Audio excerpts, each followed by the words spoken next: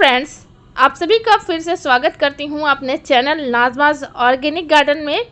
आज दिसंबर मंथ की पहली हार्वेस्ट हमने की हुई है अपने टेरेस गार्डन से और देखिए कितनी अच्छी फ्रेश ऑर्गेनिक सब्जियां हमें अपने टेरेस गार्डन से मिल रही है।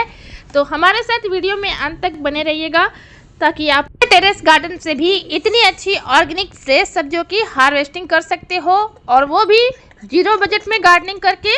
क्योंकि मैं बहुत ज़्यादा खर्च नहीं करती हूँ, ना सीड खरीदने में खर्च ज़्यादा करती हूँ, ना ही मेरे प्लांटर्स बहुत महंगे हैं, ना मैंने महंगे महंगे ग्रो बैग्स यूज़ किए हुए हैं। फिर भी मुझे इतनी अच्छी सब्जियाँ टेरेस गार्डन से ही मिल रही है। काफ़ी अच्छे मात्रा में हमें सब्जियों की हार्वेस्टिंग मिलती रहती है टेरेस गार्डन से और किचन गार्डन से भी। तो आप देखिए हमने थर्माकोल बॉक्सेस में भी लगा रखे हैं। यह हमने फ्रेंच बीन के सीड को लगाया हुआ था। 2 मंथ के हमारे सारे पौधे हो चुके हैं और इनमें देखिए कितने ज़्यादा हार्वेस्टिंग हमें मिल रही है। अच्छी क्वालिटी के सीड लगाते हैं तो हमें अच्छी हार्वेस्टिंग भी मिलती है। तो आप यही बात का ध्यान रखना कि जब भी आप लगाओ तो अच्छी क्वालिटी के सीड लगाओ। चाहे तो आप घर पर ही सीड को तैयार कर सकते हो। जब इनके सीड पकने लगे आप उनको हार्वेस्ट करके किसी एयर टाइट कंटेनर में रख दें या राख के साथ मिलाकर इनको रख देते हैं तो एक अच्छा बीज आपके घर पर ही तैयार हो जाता है। तो मैं घर पर ही बहुत सारे सीड तैयार कर लेती हूँ जिससे मुझे इतनी अच्छी हार्वेस्ट मिलती है। और देखिए धनिया कितने फ्रेश हैं और यहीं पे हमारे मटर के पौधे भी फ्लावरिंग फ्रूटिंग करते हुए आपको नज़र आ रहे हैं। देखिए टमाटर हमने 1 मंथ पहले से ही हार्वेस्टिंग लेनी शुरू कर दी थी और देखिए अभी भी छोटे छोटे कच्चे टमाटर भी इनमें लगे हुए हैं। तो ऐसे आप घर पर टमाटर भी उगा सकते हो। और कौन कौन सी खाद मैं डालती हूँ ये आप लोग के साथ शेयर करती रहती हूँ। देखिए हमने धनिया के सीड को इन साइड में ही लगा दिया था और बहुत ही अच्छे धनिया हमें हार्वेस्टिंग के लिए मिल रहे हैं। ऊपर बैगन भी लगे हुए हैं और फ्रूट क्रेट के साइड से हमने धनिया को उगाया है। एक बहुत ही यूनिक तरीका है। इस तरह से भी आप 2 क्रॉप को एक ही क्रेट से ले सकते हो और इस तरह से आपको फ्रेश ऑर्गेनिक सब्जियों की हार्वेस्टिंग अपने टेरेस गार्डन से ही मिल जाएगी। अगर आप फ्रूट क्रेट्स में लगाते हो तो बहुत ही अच्छी फ्रूटिंग होती है क्योंकि इनके चारों तरफ से जड़ों को एरेशन मिलता है, ऑक्सीजन मिलता है। मैंने देखा है कि ग्रो बैग से ज़्यादा इन फ्रूट क्रेट्स में हमें सब्जियों की हार्वेस्टिंग मिलती है क्योंकि इनके जड़ों के आसपास ऑक्सीजन की मात्रा मिलती रहती है और इसमें प्लांट लगाना मुझे इजी लगता है। इसीलिए मैंने ये फ्रूट क्रेट्स लाए हुए हैं और ये हमें काफ़ी किफ़ायती रेट में भी मिल जाते हैं। मेरे एरिया में ये बहुत ही सस्ते रेट पर मिल जाते हैं। तो इस तरह से मैंने यहाँ पर थर्मोकोल बॉक्स में और फ्रूट क्रेट में ही सब्जियों को लगा रखा है और अच्छी हार्वेस्ट हमें मिलती रहती है। बस आपको इसकी मिट्टी वेल ड्रेन और अच्छी रिच मिट्टी तैयार करनी चाहिए ताकि इसमें न्यूट्रिशन मिलते रहे प्लांट को अच्छे से और प्लांट फलने फूलने में बहुत ही अच्छे से फले फूले। गोबर की जो सड़ी हुई खाद है हमारे घर पर ही अवेलेबल होते हैं। साथ ही यहाँ पे राख मिल जाते हैं। किचन वेस्ट का इस्तेमाल मैं करती हूँ। इस वजह से हमें इतनी अच्छी फ्रूटिंग फ्लावरिंग देखने को मिलती है। प्लांट मेरे हेल्दी है। तो ये जो स्ट्रॉबेरी का प्लांट है 5 से 6 साल पुराना हमारे घर का ही हमने एक बार नर्सरी से लाके लगाया हुआ था और ढेर सारे इनके रनर से प्रोपेगेट किया है। एक बार अगर स्ट्रॉबेरी का प्लांट आप अपने घर पर लगा लेते हैं तो सालों साल इससे फ्रूटिंग ले सकते हैं। बस आप इसको गर्मियों में थोड़ा बचा कर रखें और बरसात के टाइम में इससे रनर्स निकलते हैं, उससे आप नए नए पौधे तैयार कीजिए और एक वेल ड्रेन सॉइल बनाकर तैयार कीजिए जिससे आपको स्ट्रॉबेरी प्लांट से बहुत ही अच्छी हार्वेस्टिंग मिलेगी। स्ट्रॉबेरी भी आप अपने घर पर उगा पाओगे। तो ये हमने फ्रेंच बीन यहाँ से हार्वेस्ट कर लिया है। ढेर सारे हमारे फ्रेंच बीन्स रेडी हो चुके हैं और छत से ही हमें इतनी सब्जियाँ मिल जाती हैं कि हम खा भी नहीं पाते, हार्वेस्ट कंज्यूम भी नहीं कर पाते। इतनी ज़्यादा हमें हार्वेस्टिंग मिलती है तो फिर हम लोग पड़ोसियों को भी दे देते हैं कुछ सब्जियाँ।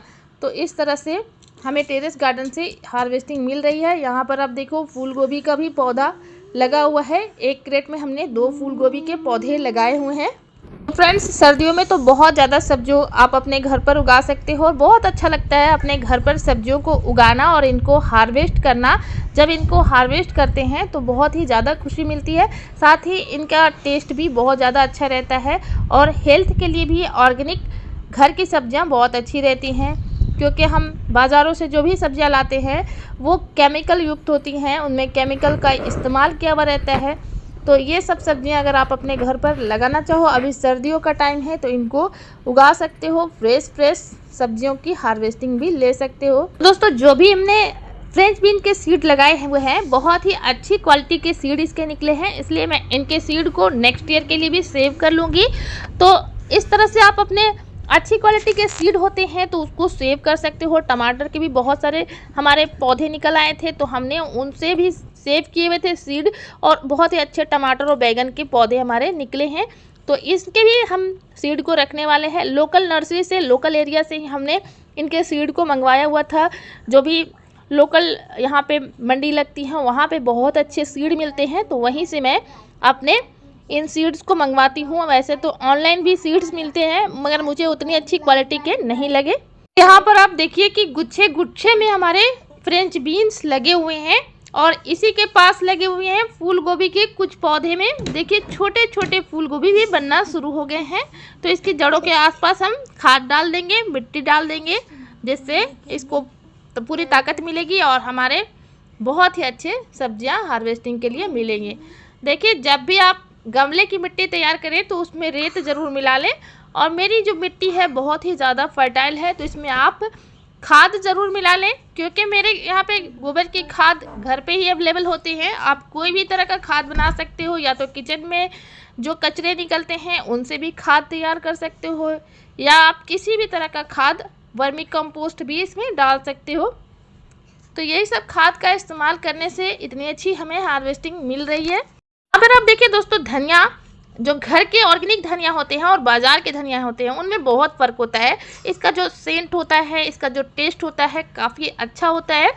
आप लोग लगा कर एक बार देखिए, बहुत ही अच्छे सब्जियां आपको मिल सकते हैं छत से ही। और देखिए मटर भी है, बहुत ही मीठे लगते हैं जब इनको आप ऐसे ही खाते हो, बहुत ही अच्छी लगती है इनकी सब्जियां घर पर ही उगाया हुआ।